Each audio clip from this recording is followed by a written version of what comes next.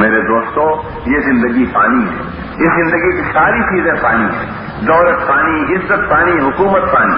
اہل حکومت سن لیں کہ یہ حکومتیں ان کی جانے والی، دولت والے سن لیں کہ یہ دولت ان سے بے وفائی کرنے والی ہے، صحت والے سن لیں کہ یہ صحت ان سے منہ چرانے والی ہے۔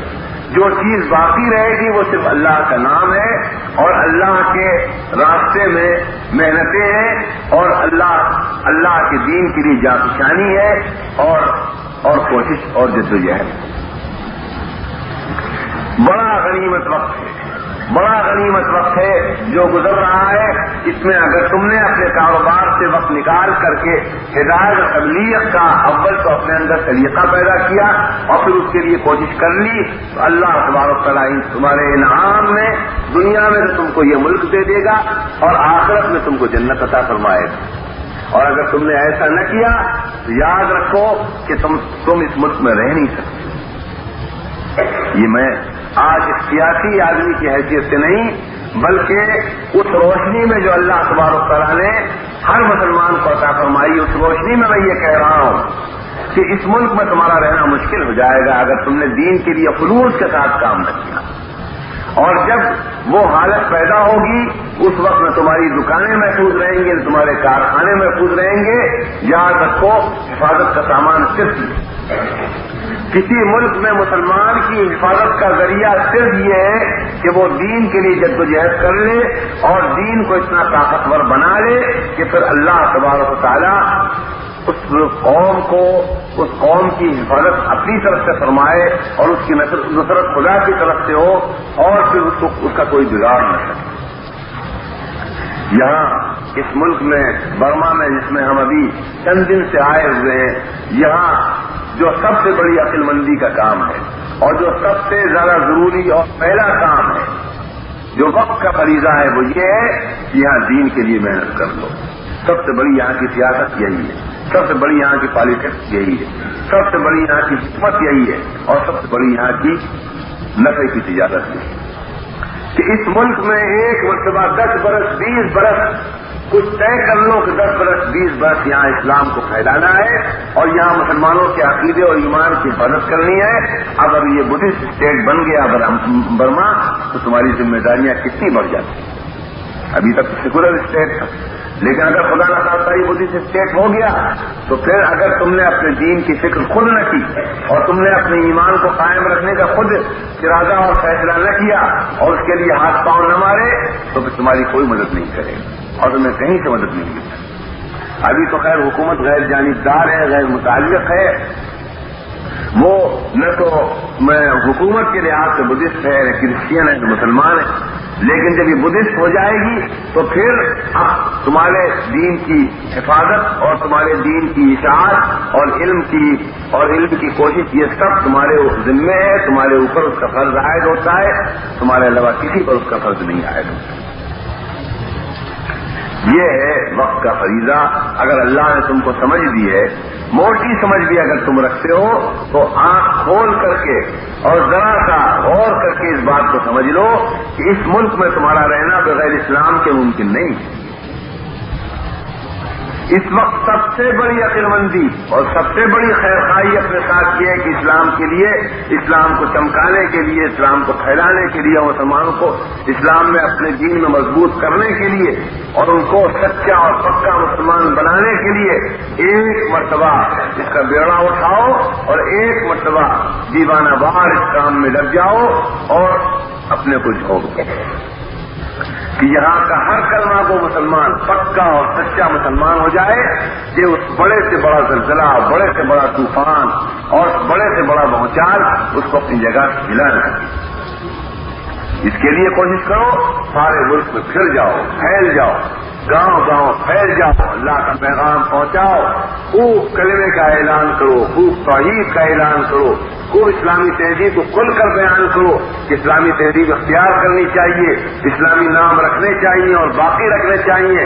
شرک اور مشرکانہ رسموں سے ان کو ڈراؤ اور ان سے کہو کہ مسلمان کی موت ہے اس میں کہ وہ شرک اختیار کرے۔ اور کسی مشرکانہ تقریب میں، کسی مشرکانہ رسم میں، کسی مشرکانہ عمل میں شرکت کرے، یہ مسلمان کی موت ہے۔ یہ ایسا ہے جیسے زہر کا پیالہ کوئی پی لے، اس سے زیادہ خطرناک بات ہے۔ شرک کی نفرت ان کے دل میں بٹھا دو، بت پرستی کی نفرت ان کے دل میں بٹھا دو، شرک سے وحشت، کفر سے وحشت ان کے دل میں بٹھا دو۔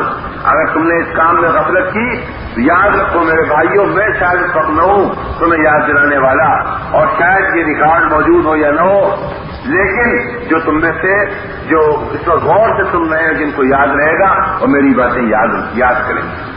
میں کوئی صاحب فراست آدمی نہیں ہوں، میں کوئی وہ روشن ضمیر انسان نہیں ہوں بزرگ کہ جو 10 برس پہلے کی بات دیکھ لیتے ہیں، لیکن یہ بات اتنی موٹی ہے اور اتنی کھلی ہوئی ہے کہ جیسے کوئی بادل دیکھے اور کڑک کرے اور ہوا ٹھنڈی چلے اور وہ کہے کہ بارش آنے والی ہے اور پانی برسنے والا ہے، اور پانی برس جائے تو پھر اس کو کوئی ولی نہیں مانتا۔ ٹھیک ہے، تو بچہ بھی سمجھ سکتا تھا کہ بارش آنے والی۔ اسی طریقے سے میں آپ سے کہتا ہوں کہ بہت سخت دن آنے والے ہیں۔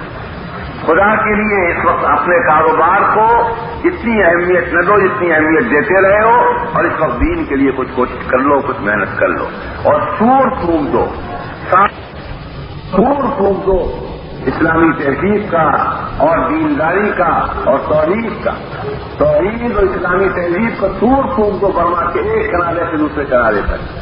ایک مسلمان کا ہاتھ پکڑ کر کہو کہ یہ دین ہے، یہ ایمان ہے، اور یہ شرک ہے، اور یہ کفر ہے۔ شرک کی نفرت اس کے دل میں بٹھاؤ، بچوں کے دل میں بٹھاؤ، بچوں کی تعلیم کا انتظام کرو، اور گاؤں میں، ایسے گاؤں میں کہ جس کا نام بھی کبھی نہ سنا ہو، اس میں اس گاؤں کے کنارے پر جو ایک جھونپڑا ہے کسی برمی مسلمان کا جو اردو کا ایک لفظ نہیں جانتا، وہاں تک بھی پہنچو، اس کے جھونپڑے میں جا کر کے اس کے قدم پکڑ لو اور اس سے کہو کہ اللہ کے بندے تو مسلمان ہے، مسلمان زندہ رہے اور مسلمان مرنا۔ اس کو ایسا کر دو کہ ابتداء اس کی طرف رخ بھی نہ کر سکے، بالکل محفوظ ہو جائے، جیسے کہ وہ کسی ایک لوہے کے قلعے کے اندر وہ محفوظ ہو جائے، اس طریقے سے اس کو محفوظ کر دو۔ یہ اس کام کی فرصت ہے، معلوم نہیں کب تک فرصت ہے، لیکن ابھی کچھ فرصت ہے۔ اب اگر تم نے اس سے فائدہ اٹھایا اور یہ کام کر لیا تو انشاءاللہ تعالی اللہ تبارک و تعالیٰ کی طرف سے اس دین کے نہ صرف یہاں باقی رہنے بلکہ ترقی کرنے اور پھیلنے کا فیصلہ ہو جائے، اور اس کی برکت سے اللہ تعالیٰ تمہارے کاروبار کو، تمہاری عزت و آبرو کو، تمہاری عورتوں کو، تمہارے بچوں کو محفوظ کر دے گا، اور تمہیں سرفراز سربلند کرے گا، تمہیں عزت دے گا اس ملک میں، اور کچھ تعجب نہیں کہ تم کو اللہ تبارک و تعالیٰ اس ملک کا انتظام کی ذمہ داری بھی تمہیں سونپ دے۔ اس لیے کہ یہ حکومتیں اور یہ اقتدار یہ اللہ کے دین کی محنت کی خیرات ہے، اللہ کے دین کی محنت کے قدموں کی خاک ہے۔ دیکھو اللہ کے بندوں نے کچھ دن محنت کی تھی بدر اور احد میں، بدر و احد کے میدانوں میں اور تبلیغ کے میدانوں میں کچھ اللہ کے بندوں نے محنت کی تھی۔ اس کا کیا نتیجہ ہوا؟ اس کا نتیجہ یہ ہوا کہ ان کے جانشینوں میں اور ان کی اولاد میں ایک شخص پیدا ہوتا ہے جس کا نام ہے ہارون الرشید، سنا ہوگا تم نے اس کا نام، بہت مشہور خلیفہ ہے۔ اس کی سلطنت کا میں تمہیں حال بتلاتا ہوں کہ ایک مرتبہ وہ بیٹھا ہوا تھا بغداد میں، ابر کا ایک ٹکڑا اس کے سر کے اوپر سے گزرا، بدلی ابر، اس نے سر اٹھا کر دیکھا، ابر جا رہا تھا کسی طرف، کہنے لگا کہ چاہے مشرق میں جا چاہے مغرب میں جا، جہاں تیرا کی چاہے وہاں جا اور جہاں تیرا کی چاہے وہاں برس، تیرے برسنے کا جو نتیجہ ہے، تیری محنت کا جو نتیجہ ہے، یعنی کھیتی دانا وہ تو میرے قدموں میں نہیں آئے۔ ہم فری ہے تو کھیتی فسیأتینی خراج، یہ لفظ ہیں جو اس کی زبان سے نکلے، کتنے بڑے لفظ۔ جہاں تیرے دین آئے وہاں جا کر برس جا، میں تجھ سے کچھ نہیں کہتا کہ بغدادی کو برس، جہاں تک تیری پہنچ ہے وہاں تک چلا جا اور وہاں برس، لیکن تیرے برسنے سے جو کھیتی پیدا ہوگی وہ یہیں آئے گی۔ یہ اللہ کے دین کے لیے محنت کر لینے کی ایک بہت ہی بہت ہی معمولی، بہت ہی حقیر اس کا فائدہ اور اس کا پھل ہے. حقیقی فائدہ نہیں. حقیقی فائدہ تو وہی ملے گا جا کر. لیکن خیرات کے طور پر یوں سمجھیے کہ جیسے کھیتی کی جاتی ہے، زمین جوتی جاتی ہے، کھیتی کی جاتی ہے گیہوں کے لیے، لیکن کچھ گھاس اگاتی ہے. وہ گھاس گھوڑے اور جانوروں کے کام آتی ہے. ایسے ہی یہ گھاس اگائی تھی حکومتیں جو تھیں، میں خلافت راشدہ کو نہیں کہتا، یہ بنی امیہ اور بنی عباس کی جو حکومتیں تھیں اور جو ان کی فتوحات تھیں ساری دنیا میں، جو ان کا ایک ڈنکا بج رہا تھا، یہ اس کھیتی کی گھاس تھی. گھاس کے لیے کوئی دنیا میں کھیتی نہیں کرتا، لیکن گھاس ہوتی تو اس کو جلاتا بھی نہیں، مویشی کے کام آتی. اسی طریقے سے محنت تو کی تھی نظرات نے ہدایت کے لیے، اور گھاس پیدا ہو گئی کہ خط و خاشاک کے طور پر پیدا ہو گئی حکومتیں. یہ ایسی حیثیت ہے حکومتوں.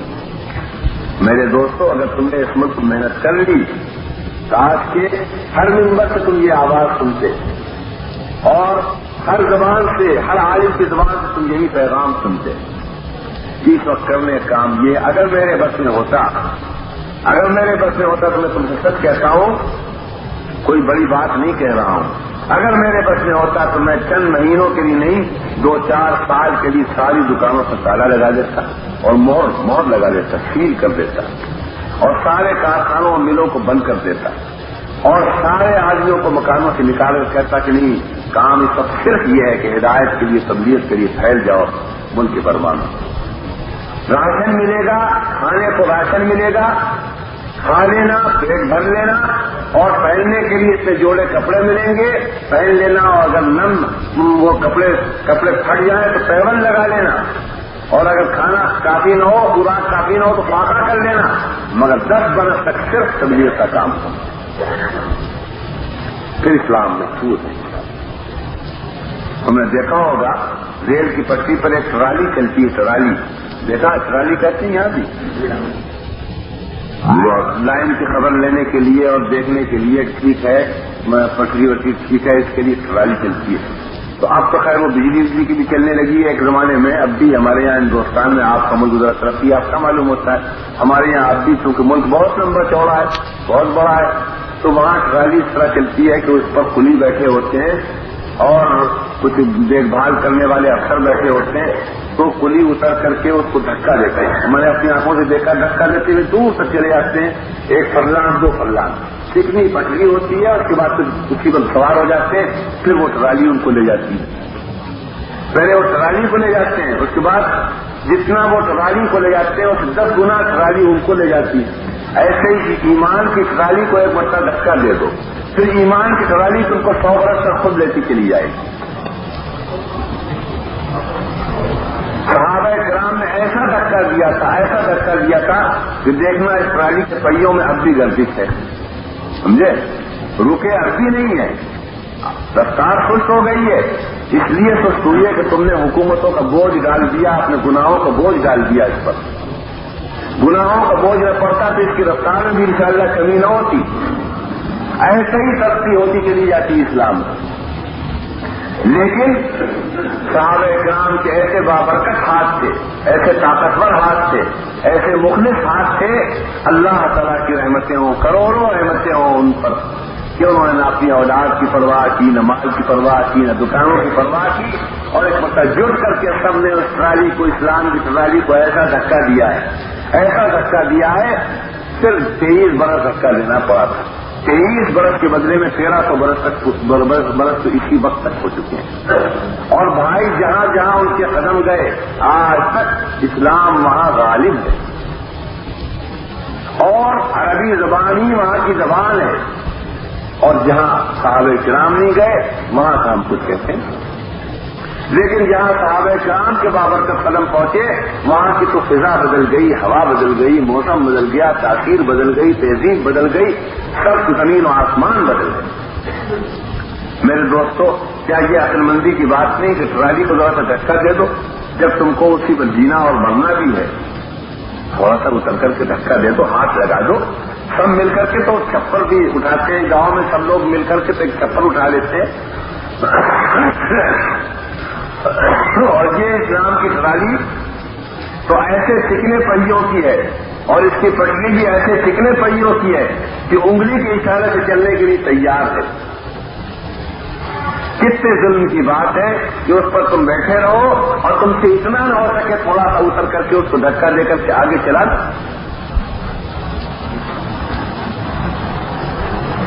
دوستوں بس صرف کتنی بات کی دیر ہے. کوئی تم سے نہیں کہتا کہ تم عمر بھر پھرتے ہی رہنا. یہ بھی تم سے چلنے ہی تو مانگتے ہیں. عمر بھر پھرنے کو تم سے یہ بھی تو نہیں کہتے, مگر یہ کہتے ہیں کہ تھوڑے دن کے لیے ذرا اس گاڑی کو دھکا دے دو اور اس کے بعد شوق سے اس پر بیٹھو. پھر تم کو اپنے پاؤں خود ہی یہ چلی جائے گی, ہوا کی طرح لے جائے گی انشاءاللہ. اور حساب لگاؤ گے تو یہی ہوگا کہ ایک فرلانگ کھلی چلاتے ہیں 10 فرلانگ وہ خود چلتی. اگر 10 فرلانگ نہیں تو 5 فرلانگ ضرور چلتی. بس یہ ہمارا تم سے کہنا ہے. تم سے کیا کہنا. بہت ہی نازک مسئلہ ہے تمہارے ملک کا. اس وقت کوئی مسئلہ نہیں. سارے اختلافات کو ختم کرو. جتنی جماعتیں سب حرام ہے حضرت کا اختلاف. اور دنیا کا انہماک, تمہاری جو معاش کا انہماک ہے, تجارت کا انہماک ہے, اس پر بھی اس کو بریک لگاؤ ذرا. اس پر بھی کنٹرول قائم کرو اور وقت نکالو. سر سمجھو اپنا وقت نکالنا. چلے اگر مانگے جائیں چلے دو, ہفتے مانگے جائیں ہفتے دو, دن مانگے جائیں دن دو. اور ہر شخص یہ طے کر لے کہ میں بغیر اس کے رہنے والا نہیں. اور کون سے اتنا بڑا ملک ہے ہندوستان کا, تو ہمارے خیال میں 10واں حصہ ہوگا. تم اگر چاہو اس طرح پھیل جاؤ کہ کوئی گاؤں کوئی گھر تم سے نہ بچے.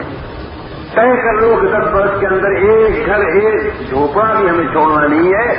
اور یہاں سے لے کر کے اور اپر برما کے آخری حدود تک اور لوور برما کے آخری حدود تک اور پاراکان کے آخری حدود تک اور آسام سے ملتے ہوئے حدود تک اور مشرق پاکستان سے ملتی ہوئی سرحد اور ادھر کلکتے جہاں تک سمندر کا کنارا ہے وہاں تک. بس یہ طے کر لو کہ ایک گھر بھی باقی نہیں رہے گا جہاں ہم خدا کی آواز نہ پہنچائیں. ہر جگہ جا کر کے یہ پیغام پہنچاؤ کہ توحید اور اسلام کی تہذیب ان کا دامن نہ چھوڑو. ہر جگہ جا کر یہ کہتے ان کے جانشین پیدا ہوتے رہے کہ کچھ لوگ اللہ کے بندے سینکڑوں ہزاروں کی تعداد میں ہر زمانے میں ایسے رہے کہ انہوں نے سب کچھ وہ لے سکتے تھے. ان کو وزارت مل سکتی تھی, ان کو حکومت مل سکتی تھی, ان کو حکومت کی کرسیاں مل سکتی تھی, مگر انہوں نے کہا کہ یہ ہم کو نہیں لینا ہے. ہم اپنے نامہ اعمال میں ہم اپنے لیے ہم صرف انسانوں کو کمانا چاہتے ہیں. انسانیت کی ہم کمائی چاہتے ہیں کہ خدا کے نیک بندے ہمارے حصے میں آئے. ہم تو ہدایت کا تبلیغ کا کام کریں گے اور ہمیں کسی چیز سے کوئی سروکار نہیں. وہ اللہ کے بندے بس گھر بار چھوڑ کر اور اپنے دکان اور پھر مکان اور پھر کارخانے کو اور تمام جو ترقیاں ان کو مل سکتی ہیں سب کو بھول کر اور وہ اس راستے پر بس دیوانہ وار چل پڑے. اور کسی نے کسی ملک کو انتخاب کر لیا, کسی نے کسی ملک کو انتخاب کر لیا اور وہاں بس اللہ کا نور انہوں نے پھیلایا اور دین اسلام کی انہوں نے تبلیغ کی. اسی طریقے سے ہر نسل کے بعد ایک نسل, ہر نسل کے بعد ایک نسل ایسی آتی رہی. چراغ سے چراغ جلتا رہا, دیے سے دیا جلتا رہا. ایک برس کا زمانہ, ایک مہینے کا زمانہ, ایک ہفتے کا زمانہ, ایک دن کی مدت بھی ایسی نہیں گزری کہ اس امت میں ہدایت کا اور تبلیغ کا کام کرنے والے دنیا کے مختلف حصوں میں نہ رہے. اس کا نتیجہ یہ ہوا کہ کوئی ملک اللہ کی یاد سے اور اللہ کے پہچاننے والوں سے خالی تھا. اب اس کے بعد یہ سلسلہ چلتے چلتے ہم تک پہنچا جو میں نے آپ کے سامنے آیت پڑھی تھی. ثم جعلناکم خلائف فی الارض من بعدهم لننظر کیف تعملون.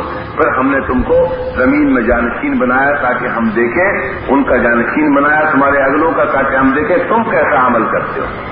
آج اللہ تبارک تعالیٰ نے ہم کو اس زمانے میں پیدا کیا. زمانہ بہت نازک, زمانہ بہت خراب, لیکن کرنے والے ہر زمانے میں کرتے رہے. جب گردن پر تلوار تھی, جب سر پر تلوار لٹک رہی تھی, اس وقت بھی اللہ کے بندوں نے کیا. جب تاتاریوں کی تلوار سروں پہ لٹک رہی تھی اور کسی کو اپنی جان کا اطمینان نہیں تھا اور کوئی सांस नहीं ले सकता था। पूरी दुनिया इस्लाम में दबके पड़े थे, बड़े बड़े बहादुर और बड़े बड़े बादशाह कोनों में पड़े हुए थे और कोई मैदान में निकल नहीं सकता था। उस वक्त भी अल्लाह के बंदों ने न सिर्फ ये कि तबलीग की दूसरों में बल्कि तातारियों तक को मुसलमान कर लिया। हम मेरे दोस्तों और बुजुर्गों, आज ये मुल्क है बर्मा का, हमारे तुम्हारे सामने पड़ा हुआ है। अल्लाह की मखलूकात का एक बाग है, एक जंगल है इंसानों का, जो तुम्हारे हवाले किया गया है। तुम जो इस मुल्क में लाए गए हो, यकीन करो कि तुम खाने पीने के लिए, दुकान करने के लिए, तिजारतों को तरक्की देने के लिए नहीं आए। याद रखें हमारे सूरती भाई, हमारे रांदेर के भाई, गुजरात के भाई, मुंबई प्रेसिडेंसी के भाई, हिंदुस्तान के भाई, यूपी के भाई, पंजाब के भाई, कि वो जो यहाँ आए हैं तो हरगिज़ अल्लाह ताला ने उनको इसलिए नहीं भेजा कि यहाँ आकर सिर्फ दुकान करें, सिर्फ कारखाने कायम करें, सिर्फ अपना व्यापार करें और रुपया कमा करके यहाँ से चले जाएं या यहीं रहें और खाते पीते रहें। हरगिज़ नहीं। अल्लाह ताला ने तुमको जानशीन बनाया है उन नस्लों का, उन बंदों का कि जिन्होंने दुनिया में हिदायत और तबलीग का काम किया था, और आज अल्लाह ताला ने तुमको इतना बड़ा इंसानी कारखाना अता फरमाया है, तुमको इस मुल्क का अमीन बनाया है, इस मुल्क का तुमको इमामत का और हिदायत का काम सुपुर्द किया है, जिसमें करोड़ों इंसान बसते हैं। ये 2.25 करोड़ की इंसानी बस्ती, इसको बर्मा कहते हैं। ये 2 करोड़ इंसानों का मुल्क, ये अल्लाह ताला ने तुमको दिया है, और कल तुमसे पूछा जाएगा और देखा जाएगा लिनंजुर कैफ तामलून कि तुमने यहाँ क्या किया।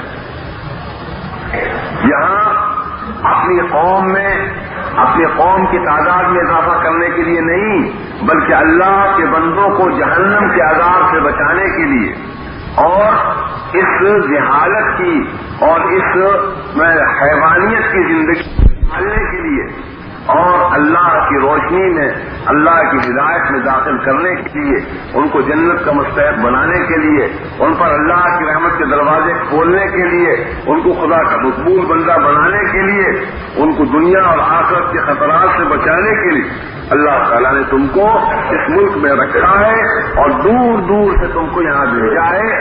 और तुम तो समझते थे कि हम कमाने जा रहे हैं, लेकिन अल्लाह तबारक तआला का इरादा और अल्लाह तबारक तआला का मंशा ये था कि तुम यहाँ आकर हिदायत तबलीग का काम करो। आज हालत ये हो रही है कि ये 18 लाख 20 लाख की जो तादाद जो कौम है मुसलमानों की, उसी के ईमान के लाले पड़े हुए हैं, उसी में इर्तिदाद फैल रहा है। हमने सुना है, इसी आखिर के अंदर हमने बहुत कुछ सुन लिया कि बहुत से इलाकों में इर्तिदाद फैलता चला जा रहा है, वहां लोग दीन से हटते चले जा रहे हैं, बुत मजहब इख्तियार करते हैं, मस्जिदें छोड़कर मस्जिदों से निकलकर हया में और इस पगोड़ों में जा रहे हैं, बुद्ध मजहब ईसाई मजहब इख्तियार कर रहे हैं, अपने दीन को बिल्कुल भूलते जा रहे हैं। आप पर 2 जिम्मेदारी, एक जिम्मेदारी अपने भाइयों की, इस 18-20 लाख की कौम की, और एक जिम्मेदारी अपने इन बिरादरान वतन की, जो आप एक ही पानी से अपनी प्यास बुझाते हैं, एक हवा में सांस लेते हैं, एक जमीन पर चलते फिरते हैं। अल्लाह तबारक तआला ने आज आपको इस मुल्क में रखा है, एक एक बंदे के मुताल्लिक आपसे सवाल होगा, एक एक मुसलमान के मुताल्लिक अल्लाह ताला आपसे सवाल करेगा कि हमने तुम्हें वहां पैदा किया था, तुम्हें वहां भेजा था, ईमान की दौलत नसीब की थी, खाने के लिए पेट भरने तक का सामान दे दिया था कि पेट भर जाए तुम्हारा, हाथ पांव दिए थे और सेहत दी थी, तंदुरुस्ती दी थी, तुमने क्या हक अदा किया। मेरे दोस्तों, ये तुम एक दारुल इम्तिहान में हो, तुम दारुल तिजारत में नहीं हो, मंडी में नहीं हो, तुम किसी बाजार में नहीं हो, तुम इम्तिहान गाह में। आज तो नहीं समझ रहे हो, लेकिन कल रोज़े क़यामत जब हुज़ूर सल्लल्लाहु अलैहि वसल्लम को मुंह दिखाओगे और आपके सामने आओगे और अल्लाह ताला के यहाँ तुम्हारी पेशी होगी, उस वक्त तुम्हें मालूम होगा कि तुमसे हिसाब होगा इस जमाने का और इस जगह का और यहाँ के इंसानों का। तुमसे जवाब तलब किया जाएगा कि तुम वहाँ सिर्फ इसीलिए से कारखाने कायम करो, आमदनी में इजाफा करो, और तुम्हें फुर्सत न हो किसी वक्त कमाने से, और तुम्हें औलाद के पालने से कभी किसी वक्त फुर्सत न हो, और ये हमारी मखलूक इसी तरह से तबाह हो गई।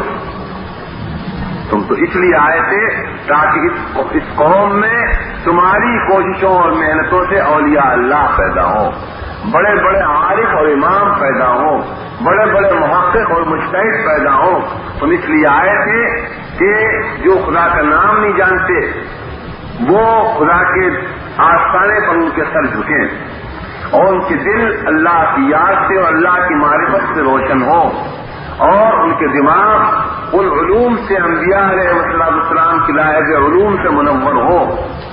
تم اس لیے یہاں آئے تھے کہ ان غریبوں کو جہنم کی آگ سے بچا کر جنت کی بہاروں اور جنت کی رونقوں کا اور جنت کی نعمتوں کا مستحق بناؤ. تم ان سے فائدہ اٹھانے لگے بجائے اس کے کہ ان کی جان کو بچاؤ اور ان کی جھولی بھرو. تم ان کی جھولی سے اپنے جیب میں اپنی جھولی میں ڈالنے لگے. تم نے ان کو گاہک بنا لیا حالانکہ تم ان کے مبلغ اور ان کے استاد بنا کر بھیجے گئے.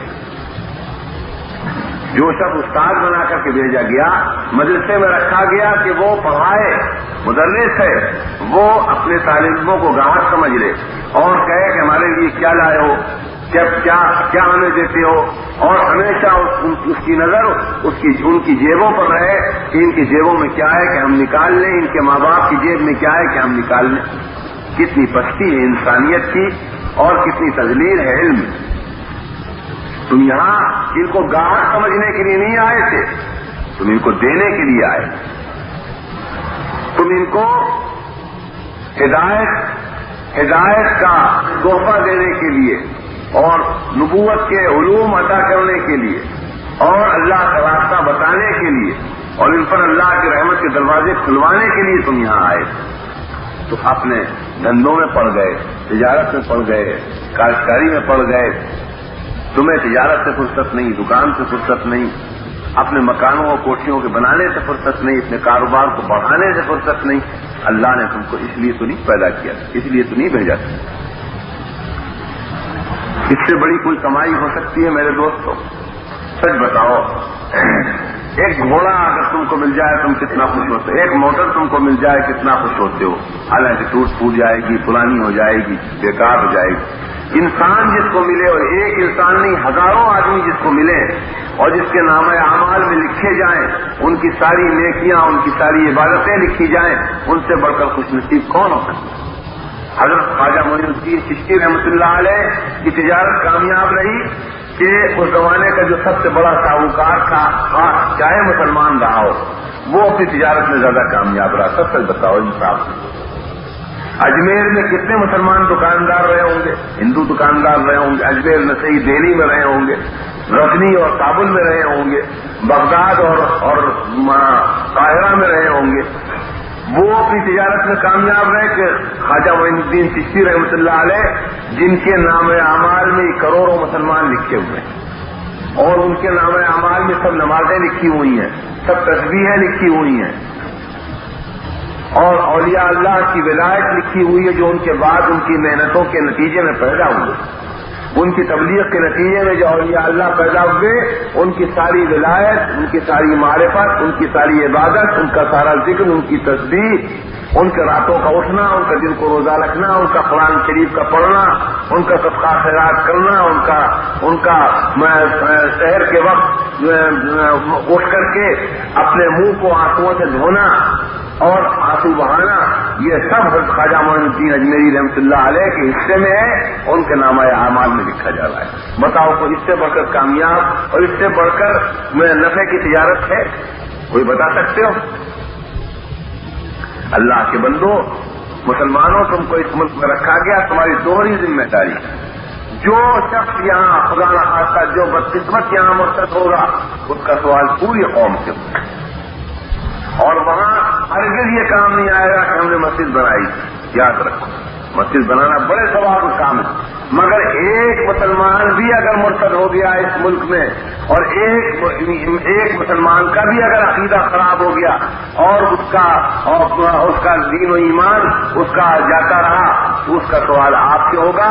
تو ہرگز یہ بات کام نہ آئے گی کہ ہم اتنے دینی کاموں میں حصہ لیتے تھے اور ہم اتنی نمازیں پڑھتے تھے اور ہم فلاں محفلیں کرتے تھے اور فلاں ہم جلسے کرتے تھے اور اسلام کے فلاں رسمیں ادا کرتے تھے. ہرگز یہ جواب نہیں سنا جائے گا. پوری قوم سے اس کا سوال ہوگا اور اسی طریقے سے یہ جو غیر مسلموں کی اتنی بڑی قوم آپ کی چاروں طرف رہتی ہے، اس کا سوال بھی اگر اللہ آپ سے کرے تو کچھ بھائی ہم نے تم کو موقع دیا تھا کہ تم ان سب کو مسلمان کر سکتے تھے. ایک آدمی ایک ملک میں چلا جاتا تھا اور ملک کے ملک کو مسلمان کر لیا کرتا تھا.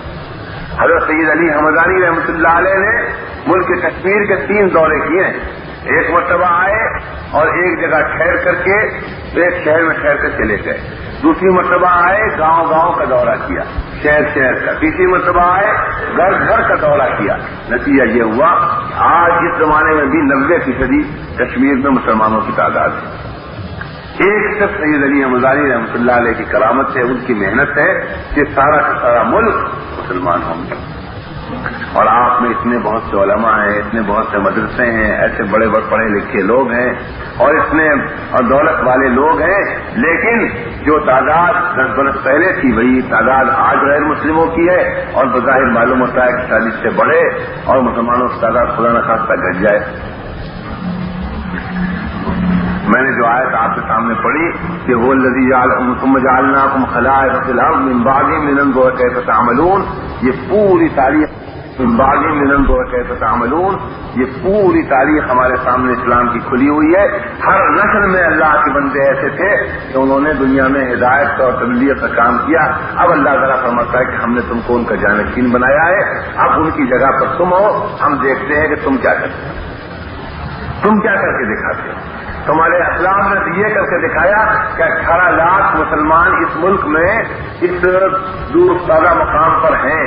اب ہم دیکھتے ہیں کہ یہ 18 لاکھ مسلمان کیا کرتے ہیں. 18 آدمی آئے ہوں گے شروع میں کہ ان کی محنتوں کا نتیجہ اور ان کے خلوص کا نتیجہ یہ کہ آج 18 لاکھ مسلمان 20 لاکھ مسلمان ہیں. اب یہ 20 لاکھ مسلمان کیا کرتے ہیں؟ کیا ان 20 لاکھ مسلمانوں میں چند 100 بھی ایسے نہیں ہیں کہ جن کی وجہ سے چند ہزار مسلمان ہو جائے اور چند لاکھ انسانوں کا ایمان محفوظ رہ جائے؟ دوستو یہ ہے محنت کا میدان. وفی ذلک فلیتنافس المتنافسون، اس میدان میں ایک دوسرے سے آگے بڑھنے کی کوشش کرنی چاہیے. تجارت میں تو تم ایک دوسرے سے آگے بڑھ گئے، اپنے بھائی سے آگے بڑھ گئے، کیا تیر مارا تم نے؟ وہ لکھپتی تھا، تم کروڑ پتی بن گئے.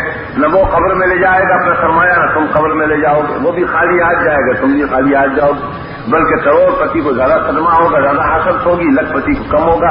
اور ہزاروں کا جو مالک ہے اس کو اس سے کم ہوگا، اور سینکڑوں کا جو مالک ہے اس کو اس سے کم ہوگا. اور جو بیچارہ خالی ہاتھ اس کو تو کوئی افسوس ہی نہیں ہوگا. تو اس میں اگر تم لاکھ سے کروڑ بنا رہے ہو تو یہ حسرت ہی تو بڑھا رہے ہو اور کیا کر رہے ہو؟ حسرت کا سامان کر رہے ہو. لیکن اگر تم نے اپنے نامہ اعمال میں اسلام کی ترقی دکھوا لی اور تمہارے حصے میں کچھ مسلمان آ گئے اور اس ملک میں دین پھیلا، تو پھر انشاءاللہ تعالی پھر تم اس کا انعام ایسا ہے کہ یہ دنیا تو اس کی گنجائش ہی نہیں رکھتی. یہ تو اس عالم ہی میں دیا جا سکتا ہے. جس وقت خواجہ معین الدین اجمیری رحمۃ اللہ علیہ کو اور خواجہ نظام الدین اولیاء رحمۃ اللہ علیہ کو، حضرت مولانا محمد الیاس صاحب رحمۃ اللہ علیہ کو، جب ان کی محنتوں کا انعام اور ان کے ذریعے سے اللہ تعالیٰ نے جن لوگوں کو دین کی دولت عطا فرمائی، جب ان کے اعمال کا ثواب ملنے لگے گا تو دوستوں وقت تماشا دیکھنے کو ہوگا. وہ وقت واقعی تماشا دیکھنے کا ہوگا جب خواجہ معین الدین اجمیری رحمۃ اللہ علیہ کو ان نیکیوں کا ثواب ملنے لگے گا جو ان کی محنت اور ان کی دعوت کی وجہ سے لوگوں کو جن کی توفیق ہوئی. یعنی جب لاکھوں آدمیوں کی نمازوں کا ثواب اور خواجہ معین الدین اجمیری کے ترازو میں رکھا جائے، مدینوں کے کٹہرے میں کھڑے کیے جائیں کہ ہم نے ایک اتنا بڑا میدان ان کو تبلیغ کا دیا تھا اور ان اللہ کے بندوں نے کچھ نہیں